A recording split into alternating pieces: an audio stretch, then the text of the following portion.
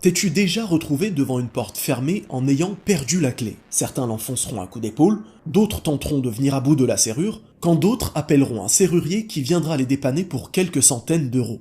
Mais laissez-moi vous parler d'une porte dont la serrure ne pourra être ouverte ni par un serrurier, ni par enfoncement, et ni par un quelconque outil. Seule une clé pourra ouvrir cette porte. Cette clé porte un nom et elle s'appelle La ilaha illallah. Et vous l'avez compris, je parle bien entendu de la clé des portes du paradis. Comme toutes les clés, cette clé comporte des dents qui correspondent à une serrure. Lorsque la clé est entrée dans la serrure, toutes les dents doivent parfaitement remplir leurs conditions pour que la clé tourne et permette l'ouverture de la porte. Si une seule de ces dents ne remplit pas son rôle, alors la porte ne s'ouvrira pas. La clé du paradis, elle aussi, comporte des dents. Elles sont appelées les 7 conditions de la ilaha illallah. Si une seule de ces conditions est absente, alors la clé ne pourra pas ouvrir cette porte. Rendez-vous compte, de nombreux croyants prononcent l'attestation de foi, la ilaha illallah, sans même savoir ce que cela implique. Vous verrez, la plupart d'entre vous se rendront compte qu'ils connaissent ces 7 conditions de façon inconsciente, mais qu'ils ne les ont simplement jamais apprises. C'est donc parti pour les 7 conditions de la ilaha illallah. Première condition, la science, qui a pour contraire l'ignorance. C'est le fait de savoir tout d'abord sa traduction, pas de divinité en dehors d'Allah, mais aussi, et surtout, ce que cela signifie. Nul n'est digne d'être adoré en dehors d'Allah. En bref, celui qui ignore ce que signifie cette parole ne remplit pas cette condition.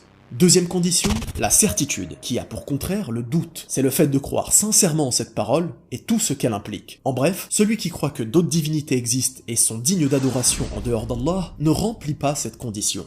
Troisième condition, l'exclusivité, appelée aussi la sincérité, qui a pour contraire le shirk, l'associationnisme. C'est le fait de purifier son intention de façon saine et exempte de toute association. En bref, celui qui prononce cette parole ou pratique sa religion en ayant l'intention que son entourage ait une bonne opinion de lui, ou pour un bénéfice purement mondain, ne remplit pas cette condition. Quatrième condition, la véracité, qui a pour contraire le mensonge. C'est le fait de croire sincèrement en cette parole. En bref, celui qui prononce cette parole sans que son cœur ne l'atteste réellement et par pur mensonge ne remplit pas cette condition. Cinquième condition, l'amour, qui a pour contraire la haine ou la répulsion. C'est le fait d'aimer cette parole à travers ce qu'elle implique et indique. En bref, celui qui prononce cette parole en éprouvant une gêne, de la haine ou de la répulsion ne remplit pas cette condition.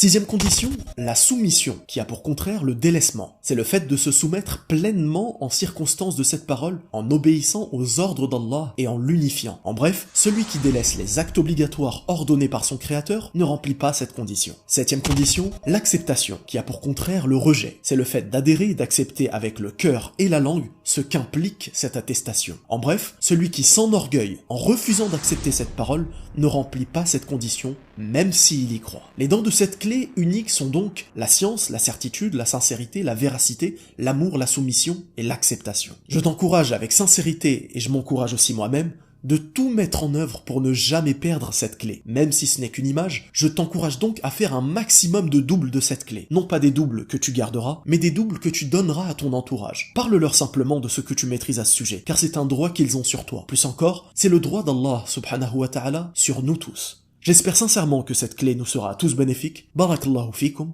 wassalamu alaykum wa rahmatullah.